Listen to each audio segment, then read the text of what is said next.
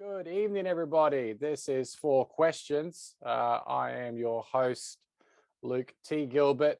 T stands for tantalizing, with the prospect of talking to today's guest, Scotty Copeland from Melbourne, Victoria, yet again.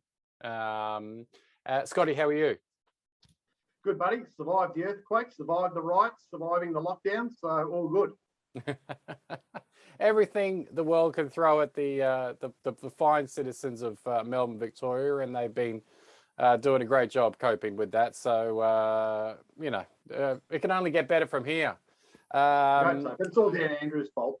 All right, okay. Well, this isn't a political little scenario here, although there has the potential to go that way. Everyone tries to steer it that way anyway. I think Elon wanted to talk about tax regulations, but I edited him out. So it's all good. So the first question, and quite an exciting one for us basketball tragics, is hey, Copes, how did you get into basketball? Well, I'd say that if I think back, like I've always been just super obsessed with sport, like all sports. It's actually just so, in fact, it almost consumes all my passions. Like other than maybe, wine, I've got a nice little tokay here from Rutherglen. Other than that, like sport has just been like the core of who I am, right? And so, I was one of these kids, like back in my day, Luke, we used to have these things called newspapers, right? And another ones. You'd pick up the old newspaper and I would turn to the back page and I got about as far as the racing section, then I'd put it down. Never read the front page, never read anything else after that. Super obsessed with sport. So, obviously being a boy growing up in Melbourne, started out just going to the footy with the old man and that was sort of like your world. So I'm a sort of a rabid Tigers fan. So had an off year, but can't complain. Had 3 flags in 4 years, so that's all good. But in terms of basketball, I think when I think about it, the first couple of,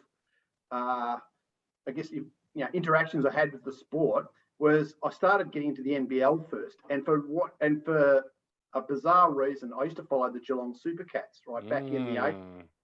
And back in those, they had a really, really young, they had a great team. Actually, they were runners up to West Adelaide in the NBL, but they started to put together a really good team. They got a really, really young Shane Hill when he was like virtually, late teens, 20s.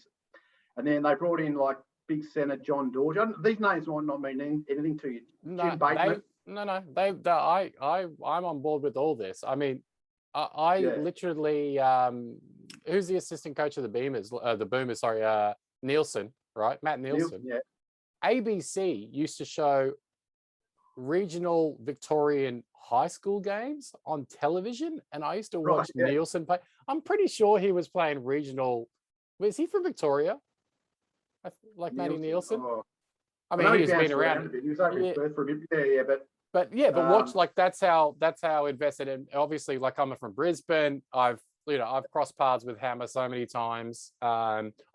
Shane Hill, another person I wouldn't let be near my wife, my car, or my wallet. But anyway, enough about that. So, and then when speaking about the Supercats, so when did Cecil get on board? Was this before or after, or was he around then? Or I think he was around that time. I think he was sort of coming. He was like their 6th man coming off the bench. From memory.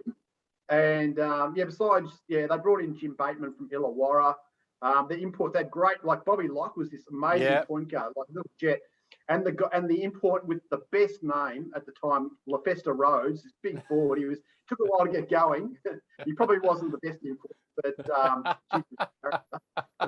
those teams, I love those teams. So when they folded, then I sort of left without a team. So being a Richmond supporter, then I just moved across to the Tigers just because they shared the name. Yeah. So then sort of followed that all the way through to sort of Melbourne United, and we've got the Phoenix now. So you sort of follow both teams, right? So that was my sort of journey through the NBL days. And then the other thing that sort of resonates with me way back, and this was like late 80s, was when Andrew Gaze went across to Seton Hall.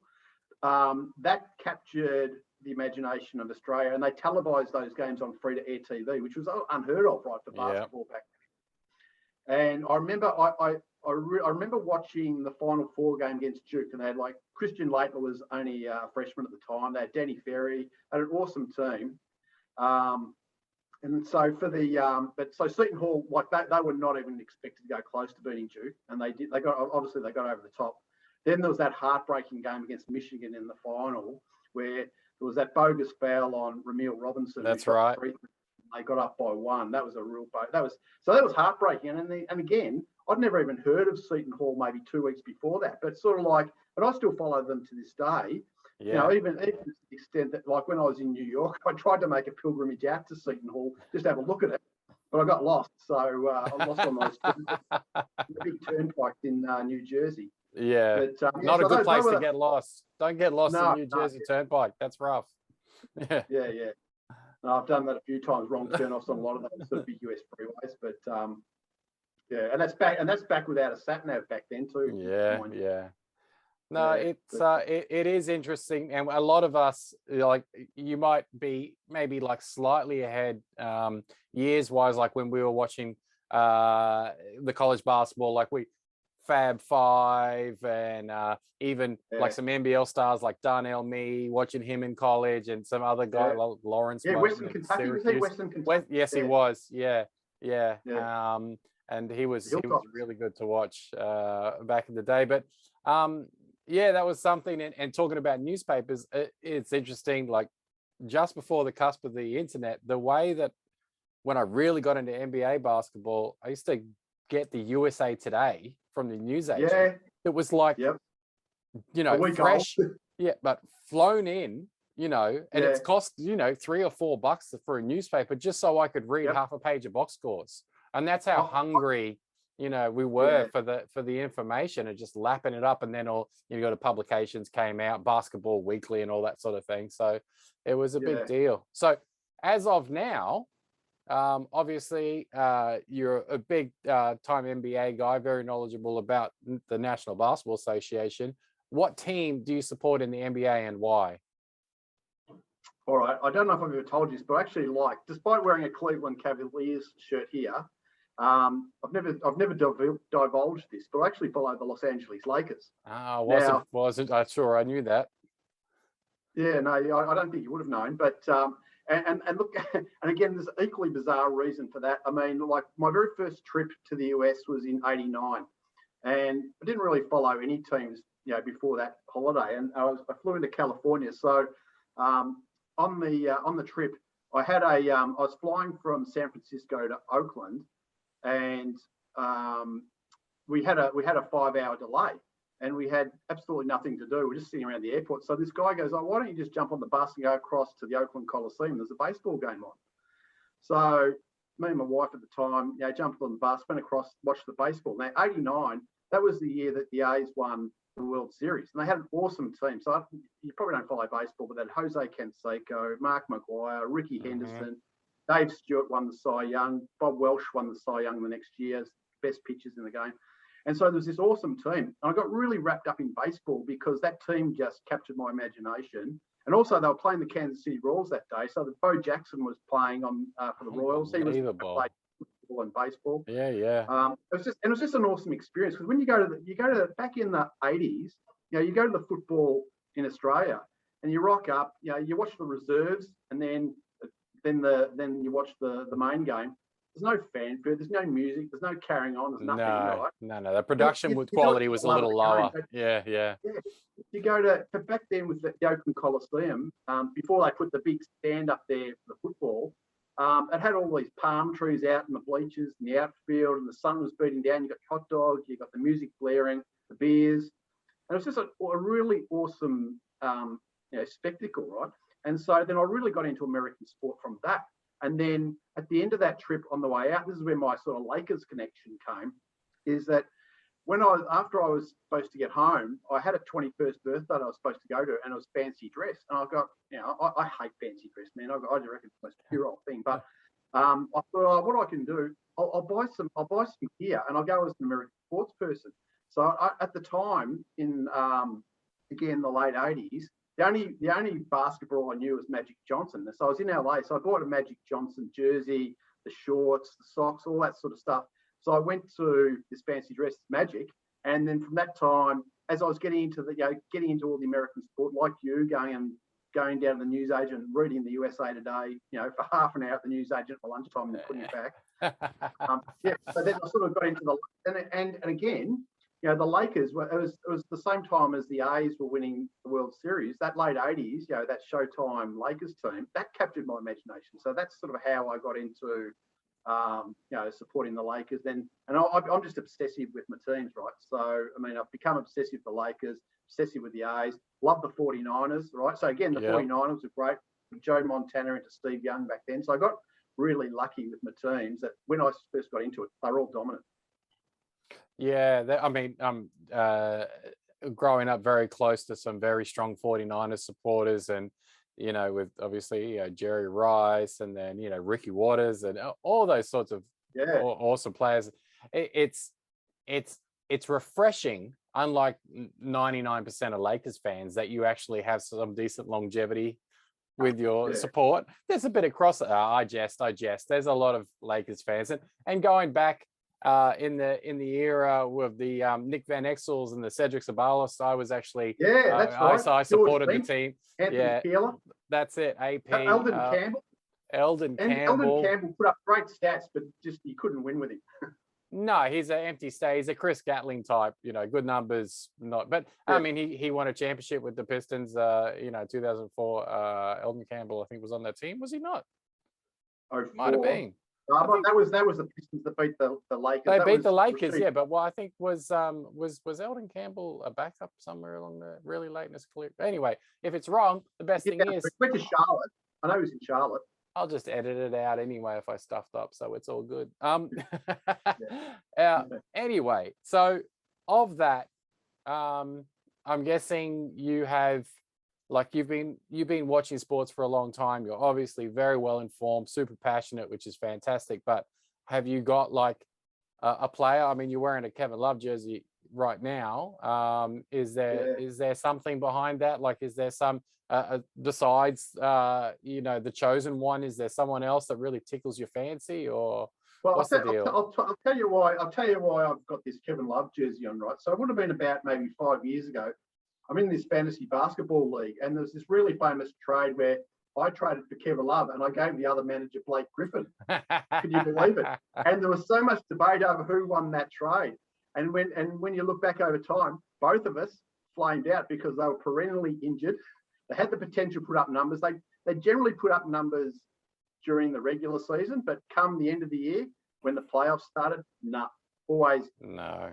Whether it was Blake Griffin or Kevin Love for my team, they never, ever, ever played in the playoffs. No, that was a bit of a scratch, and it's been difficult the last few years because I come to the point finally that I had to just let go of Blake, and then I managed to, because I got so much money, I managed to get him back, and then I traded him away again. But it was, as far as the eye test over the time and over even the last 10 years, apart from that sequence, one of my favorite sequences in basketball history, when Kevin Love played the defense against Steph Curry and didn't leave the floor.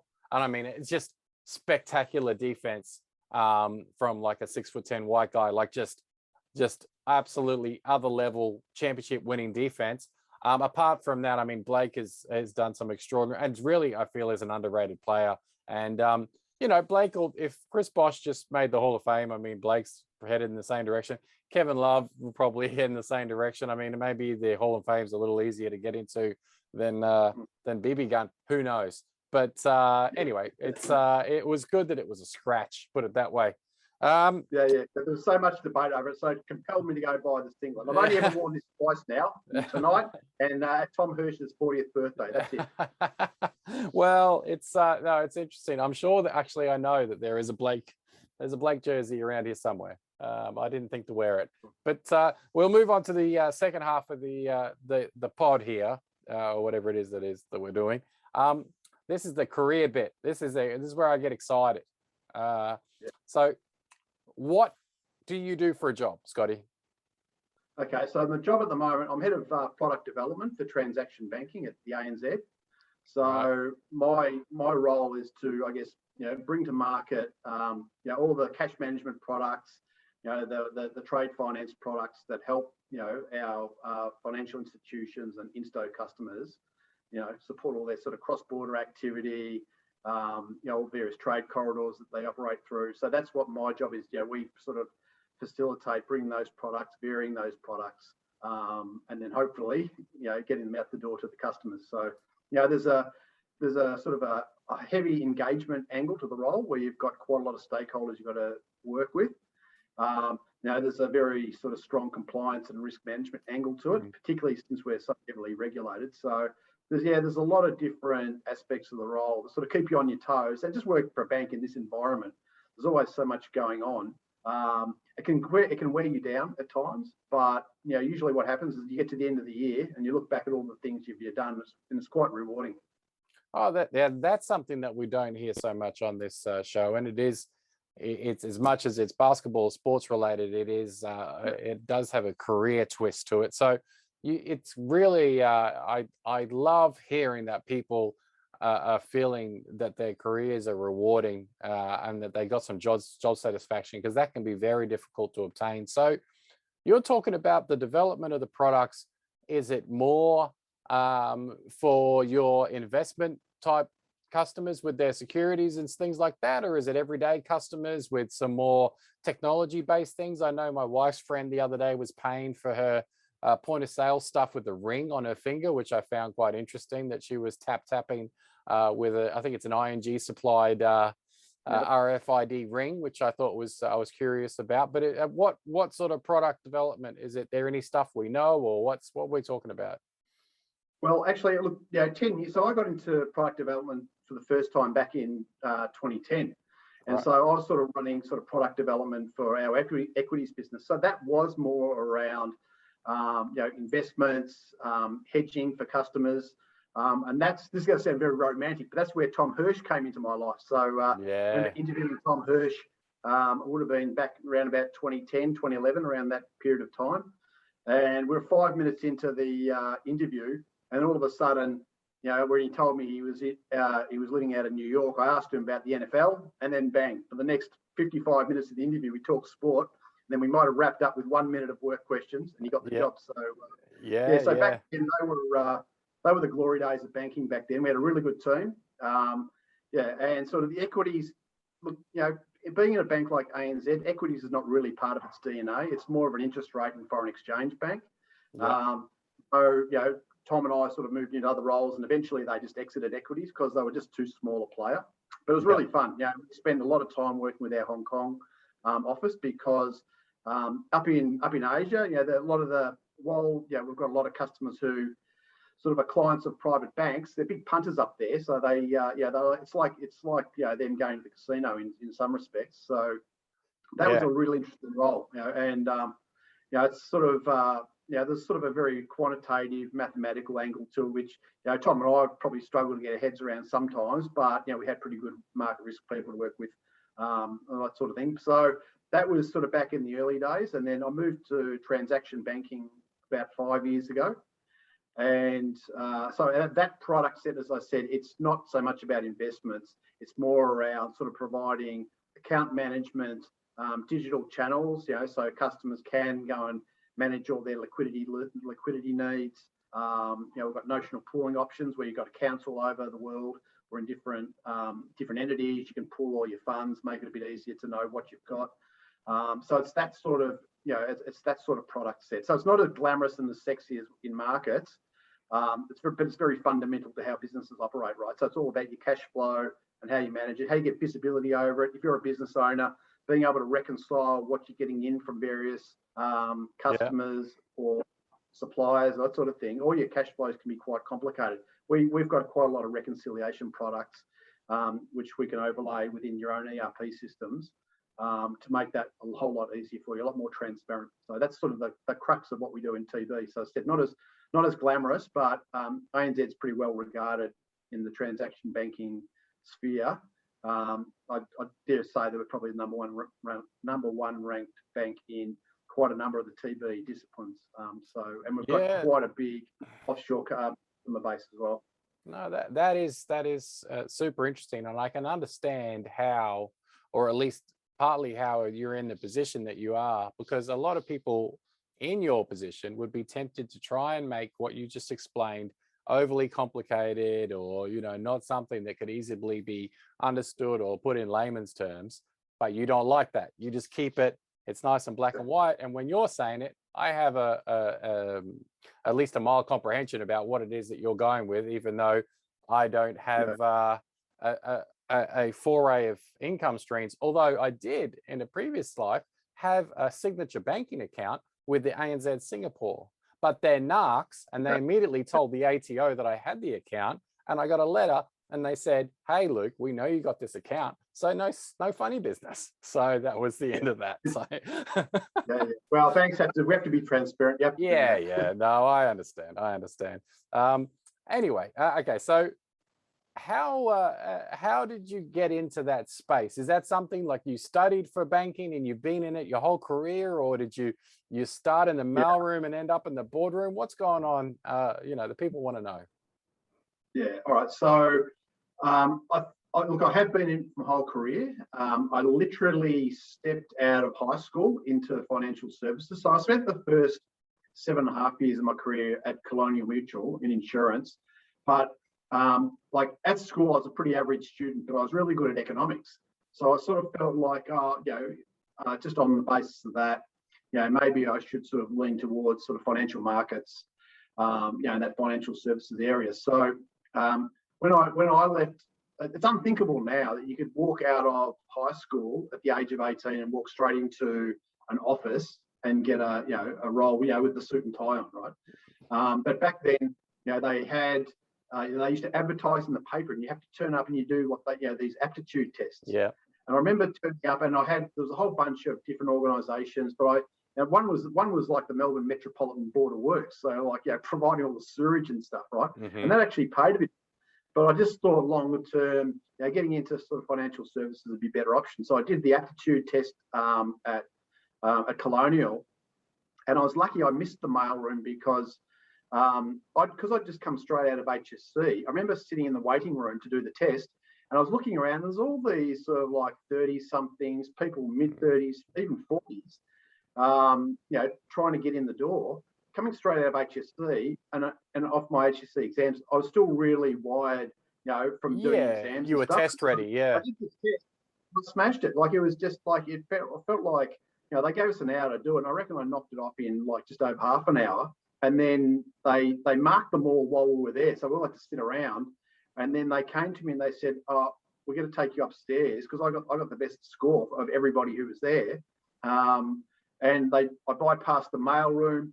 I bypassed policyholder services, which is basically just a filing job, and then went straight into an area called agency, which was a little bit more business focused and sort of supporting the sales guys who were selling all the policies to various customers and things. So it was a little bit more professional than just sitting there sorting through letters and that. So that's how I sort of got into financial services. And then I studied, I did an undergrad in Bachelor of Business in Finance at uni, and then I did a Masters of Applied Finance through Macquarie in Sydney. So that was sort of 8 years back to back of study, and then from Colonial went to JP Morgan, so US investment banking. So that's sort of where things really started to pick up. Spent most of my life in exchange traded product broking for JP Morgan. Then that was in Sydney. Felt a bit homesick, so had the opportunity to move back to Melbourne. And as I was looking, the head of operations for financial markets role came up at ANZ, and so I applied for that, got that, moved back to Melbourne, and sort of been here ever since. So I sort of, I like the lifestyle. I was at that pivotal moment where, do I go overseas with JP Morgan and go to Singapore or London, which I had the option to do. Would have earned a hell of a lot more money, but at the end of the day, I think I just valued the lifestyle of Melbourne a whole lot more, and I'm sort of glad I did it now. I mean, sure, I might have set myself up a lot earlier in life, but what? I've had a good life. I've enjoyed for the most part ANZ. It can be a bit frustrating at times, but I've met some good mates through there. I'm in BB Gun because of it. I've got group of guys, which we, who I used to work with in equities, and we maintain what we call the State Club. It's top secret. It's a bit like Fight Club. Can't talk about State Club. Yep. Yeah. But no, it's been. Yeah, that's fantastic, man. So, I mean, obviously, you sort of you wrapped it up in a couple of sentences there. I mean, but there was, don't get it twisted. Like, you got in on a high school aptitude test. You sat down. I once scored very highly on an important test and didn't take the rewards that came from scoring on that test. But the thing is, you did that. You did those 8 years of study, and that's what set you up. Like, you could have still had a rewarding career. You could have been, there are loads of people. And I started out, before I was in the airlines, I actually was with a sander, and I was with the Commonwealth Bank for a little while. And it was something I was sort of knocking on the door on. And then this opportunity came up, and I spent 13 years in the airlines. But the difference is, to be able to get into the positions that you're in, obviously, it's not going to happen without that first level of tertiary study and then that extended study. They really, that's a basic prerequisite. And, at some point, you have to make the sacrifice and get stuck in. That's basically, that's your advice, right? If you were giving it to a young person or even a non-young person, the sooner you start, the sooner you finish. So get on with it. Yeah, and there's a couple of things, right? The other thing I'd say as well, you definitely have to study and set yourself up, because it sort of shows you've got application, right? When you've sort of got through that tertiary education phase. But the other thing is, I'd say to anyone who's young and sort of coming through the ranks, is make sure you network really well, because within a big organisation, you get to know who's who and who can influence. And that's one of the things, I think when I was a lot younger, I was really good at understanding who could influence and who couldn't. And I aligned myself with people who, when the time came, I got a few really good breaks where I could make a quantum leap into a bigger job. And you run pretty hard in the first 6 months in those new jobs. I probably wasn't ready for it, but some important people in the organisation supported me, and so you should never underestimate the power of just networking. And just playing, you just got to play the political game sometimes, right? And if you do it the right way, and not get frustrated. It's easy to, we all have tempers, and it's easy to sort of, go off the handle at times. You've got to suck it up at times and just sort of, as I said, just play a straight bat.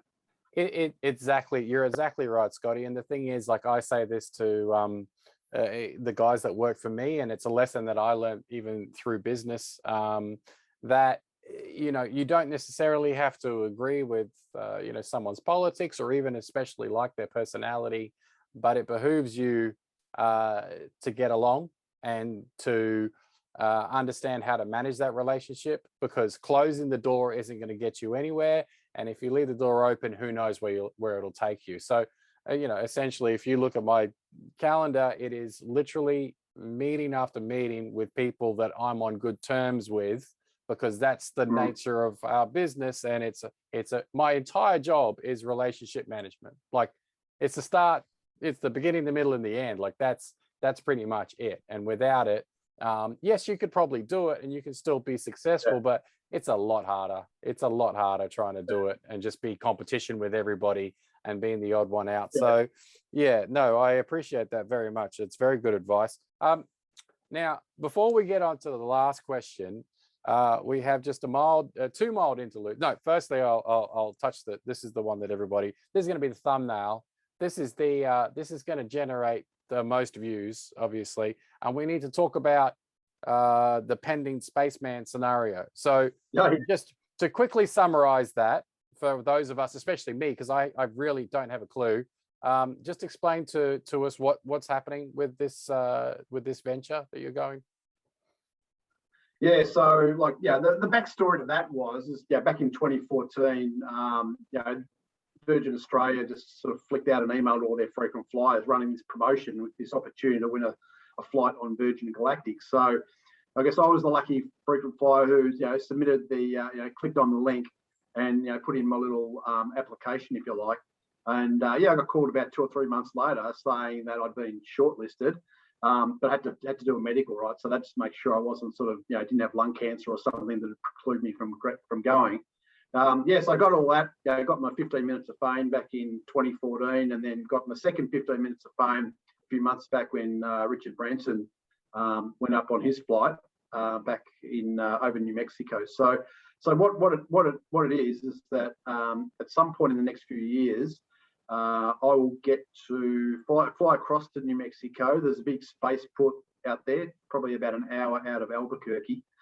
And you probably spend like about 4 or 5 days sort of in preparation. So I don't know exactly what it will entail, but it'll be a lot of probably more mental preparation than anything else, and just getting to know the other astronauts that you'll get to fly up there with. So hopefully there'll be someone sort of fairly notable, but I've met a lot of them already. They're pretty cool people. I've got people that I'm sort of connected to that have got some pretty amazing lives, and quite inspirational, and really down to earth people too. Actually, to be honest, despite the fact some of them have got billions, really really good people, right? And a lot of them self-made too, which was pretty inspiring. But so what the goal will be is that we'll board the spaceship, and it'll connect to like this other mothership, right? And they'll fly you up. I think at its height of it, you'll get to close to 90 kilometres. So you're at suborbital. You don't go into orbit, but you'll hit sort of 90 kilometres up. I think we're maybe about a third of the way you'll detach from the mothership, and you'll just drop, and then then the jets kick in. You'll hit Mach 3, so you go 3 times the speed of sound. And then sort of when you get to the point, because you're virtually doing this big arc, right? And so when you sort of get to the top, that's where they basically turn the engines off, and you just float in the arc for however long you get. I was told initially that it's supposed to be about 7 or 8 minutes of floating around in zero gravity.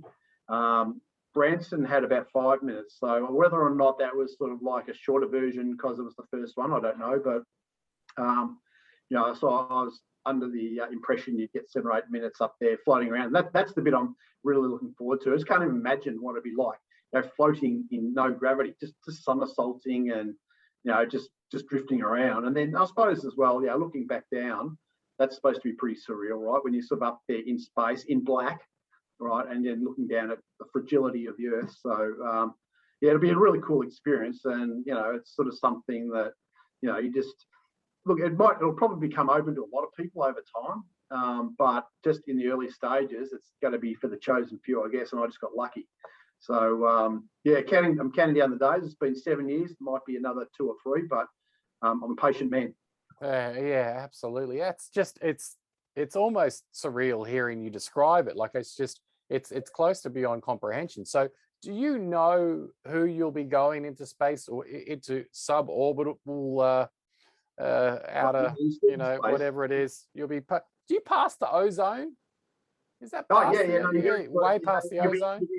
You're actually technically you're in space. They say once you get past 80 kilometres, you're in space. Right. So you're in space. So so you're in space. You're definitely, and you're definitely in zero gravity at that point. Yeah.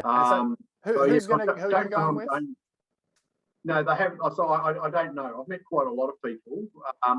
There's a lot of notable people who've got tickets, right? So Tom Hanks got a ticket. Who else has got one? Brad Pitt's got one. So all those sort of people, right? Right. Stephen Hawking, the scientist, had one, but sadly passed away. Yeah. It'll be really interesting. Actually, it'll be really cool just to have someone who is sort of globally famous on the flight, because you kind of feel like if you're up in space with someone, you got to feel, regardless of who I am and who they are, you sort of feel like you've got a bond, right? So it'd be pretty cool if I was up there, perhaps with LeBron, AD. LeBron's not going to space, man. Hey, are you at all nervous about vomiting in the face of a famous space companion? Is that something that's crossed your mind that you potentially could ruin their experience by covering them in vomit? It has crossed my mind about vomiting full stop, because you just don't know, when the jets fire up and you're hitting 3 times the speed of sound. Yeah, who knows? That's it. You're going to be crushed to your seat. So the only thing is, I think I'll be okay. If it's in a straight line, I'm good. It's when you're on things that are swerving all over, joint spinning, That's where I struggle. You really, yeah, that's some deep interpretation of your astronaut capability. So I'm Yeah, yeah. guessing that you are not at all claustrophobic. So you're quite comfortable with this whole idea. I'm not overly claustrophobic, like something like being in a cabin or even a packed lift or a train doesn't bother me at all. Okay, well, that's good. Where I do freak out is being jammed in tight spaces. Like if you were crawling through a tunnel, like some of the tunnels in Vietnam. If you don't, I don't know if you've done any of the Chi tunnels, but some of them No. like quite small. When you're underground, it's dark and you're tight. I get a little bit claustrophobic there, but not in the cabin or in any of those sort of spaces. No, this is, well, you got nothing but upside. So I'm very excited to hear about your experience when you have successfully completed your mission. That's just, yeah, it's actually, do you feel, and it's the second to last, I know it's a 4-question thing. Okay, I expanded a little bit, but we don't get a lot of astronauts on the show. So it's critical that we cover this while we have the chance. Do you feel the fact that you have a current Shape 5 series that it's going to help you train for being a spaceman because of the advanced levels of technology in the car that you currently have? And when you were looking for a car, do you feel that it is vastly exceeded your expectations about the car that you were going to get because of your relationship with someone else in the fantasy league? Please discuss. Yes, like I've got to say, that person who had the relationship in the fantasy league, that was a spectacular recommendation because I wasn't considering the 5 Series BIM. As you know, I was considering the Lexus and one of the RX 4-wheel drives. So, which was lovely to drive. But yeah, the BMW 5 Series and the M Sport is another level, right? So what I'd say it doesn't have. It doesn't have the same acceleration as the spaceship. It doesn't get to Mach 3. It won't go from yes, right? we understand. But other than that, yeah, and it does the dashboard is as complex as the space shuttle. I'm still trying to figure out what all the buttons and things do. I'll get around to that at some point. I should go into the BMW Genius guy. Go see the Genius. Yeah. Yeah, should that. But that Luke has been a very good recommendation by the old car concierge, I've got to say.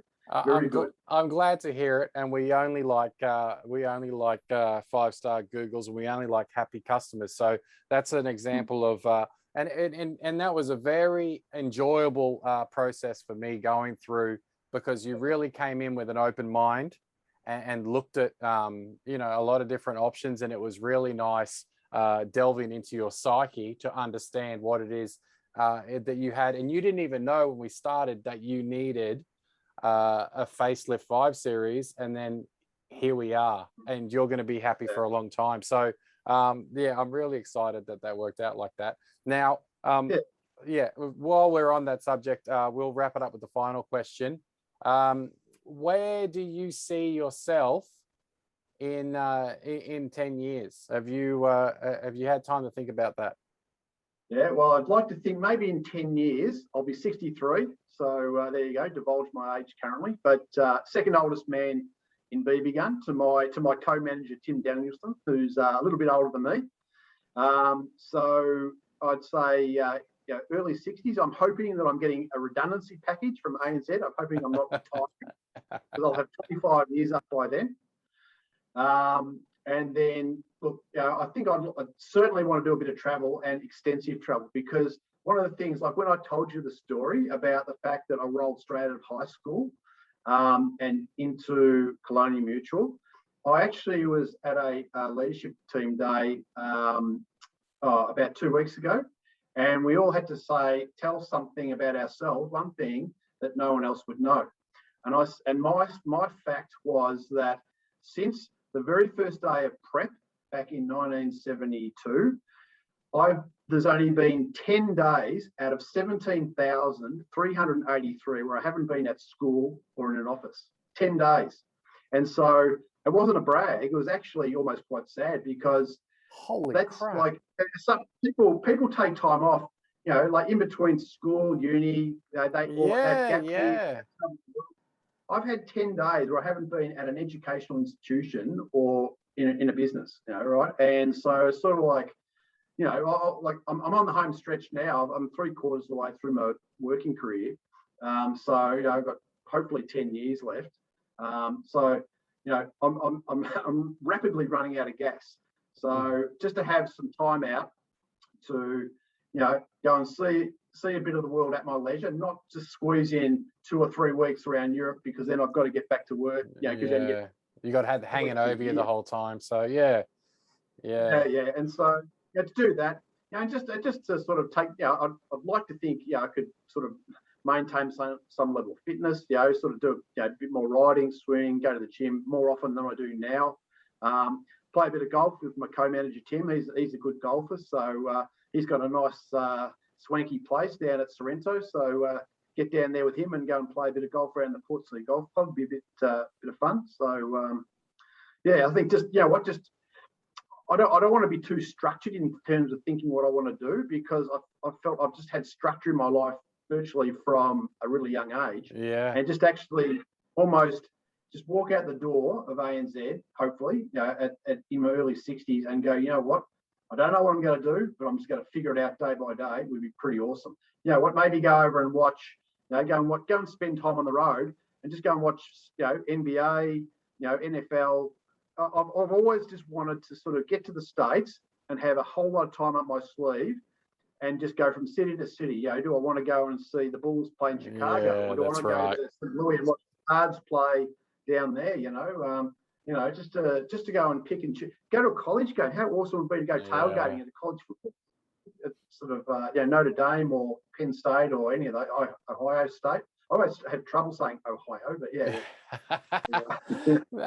It is interesting. I mean that it might not be 10 years. I mean, who knows? I mean, if something happens in these corporate, I mean, from my most recent experiences at a branch level, everything's there was a point early on where it was hip to close all the branches, and then all the banks went, oh, we can't do that because we can't sell anyone anything. So let's open all the branches back up and put a front desk in and make them all, way more enticing to have people in them. And now I go back in them and branches are starting to feel like morgues again. So who knows what the structure is going to be, what the future of banking holds, whether or not we're even going to have Australian dollars and we could all be using Bitcoin. So you might be able to take an extended holiday in 5 years. Who knows? But it is certainly exciting. You've got a lot to look forward to. It's been an absolute pleasure having you on the show, as we so to speak. And we look forward to hearing back from you after your most exciting of journeys. So, Scotty, thank you very much, and we'll catch you on the other side. Thanks, Lukey, and I hope the Clippers are runners up in the West this year, mate. All the best.